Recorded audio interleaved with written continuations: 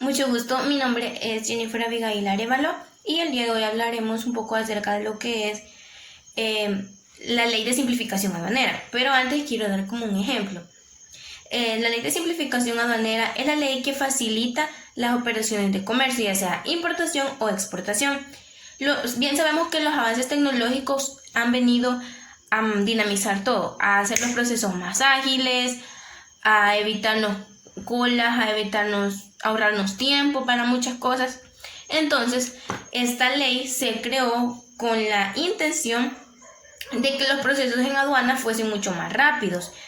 Si yo voy a exportar o importar un producto, ya sea a X país, no importa el destino, que yo pueda hacerlo de una manera muy rápida, muy ágil.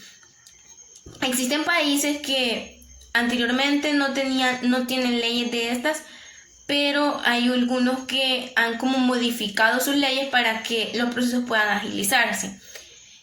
Voy a hablar un poco acerca del origen de esta ley. Nace debido a la necesidad de equilibrar a nivel internacional los procedimientos aduaneros que se dan gracias al crecimiento de tráfico de mercancías entre aduanas. ¿A qué me refiero con esto?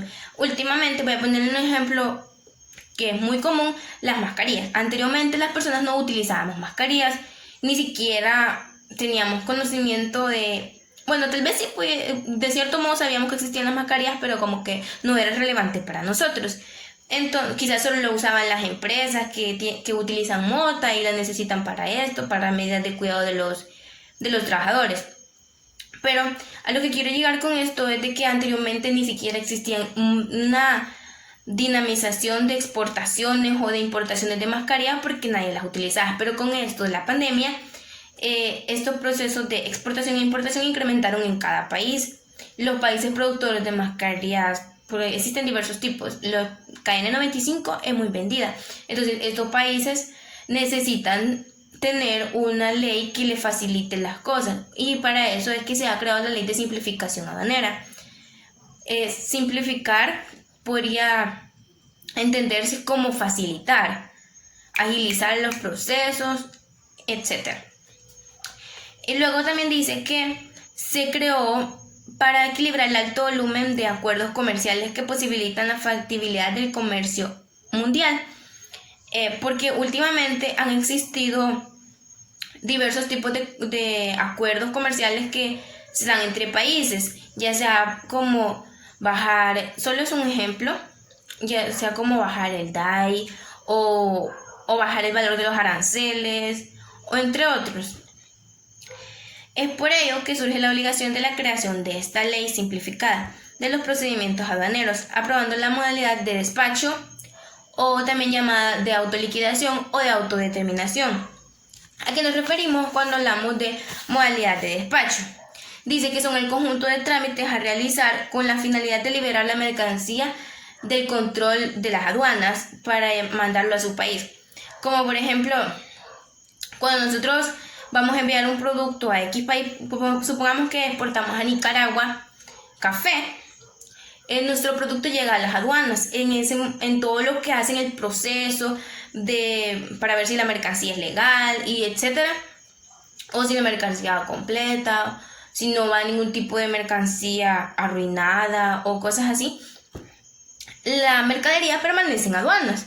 Entonces, la modalidad de despacho es el conjunto de procesos que se hacen para lograr sacar la mercancía de las aduanas.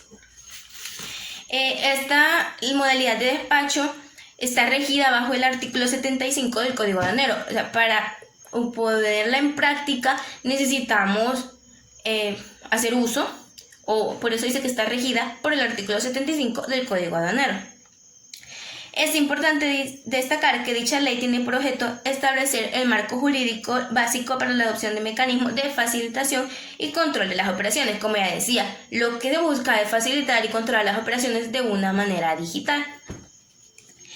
Para que dicha simplificación en procedimiento sea posible, es necesario que la Dirección General de Renta de Aduana se auxilie de la Función Pública Aduanera y los demás usuarios. Existen 17 artículos en esta ley, de los cuales hablaré un poco. No hablaré de todos, sino de los más relevantes.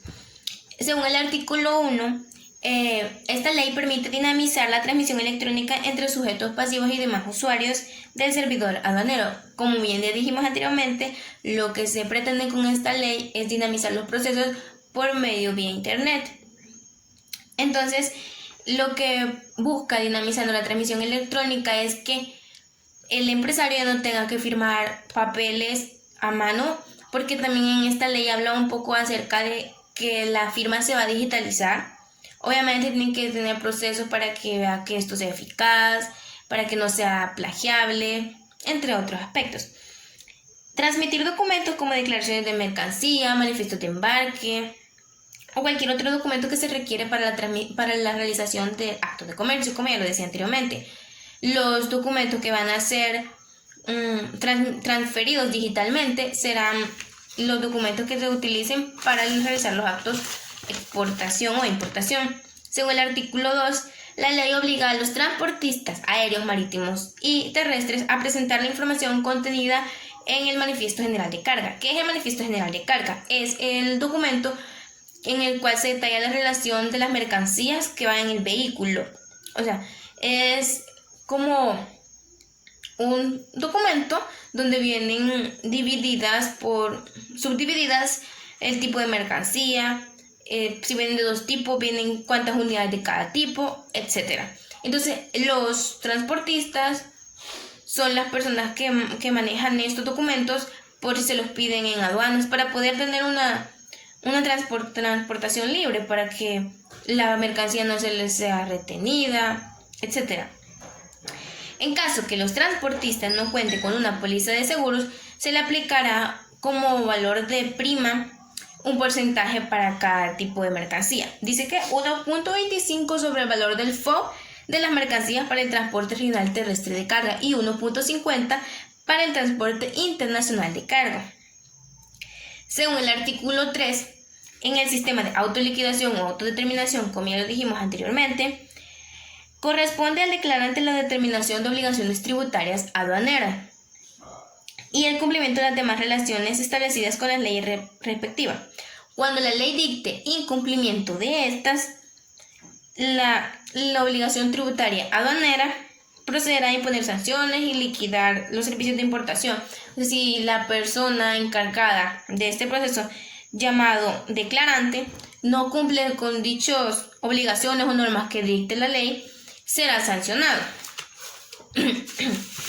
Según el artículo 4, dice que para efectos de la autodeterminación de la obligación aduanera del declarante, el representante tendrá derecho a efectuar un examen previo de mercancías, o sea, revisar físicamente si todo lo que él exportó o importó va acorde a lo que el documento del cual hablábamos anteriormente, va acorde a lo que dice ese documento.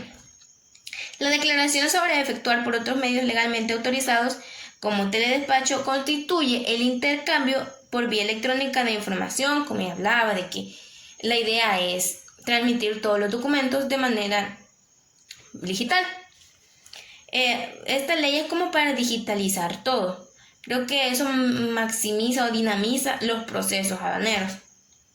Según el artículo 8, dice: para validar la información según autenticidad y confidencialidad, existen sistemas de certificación.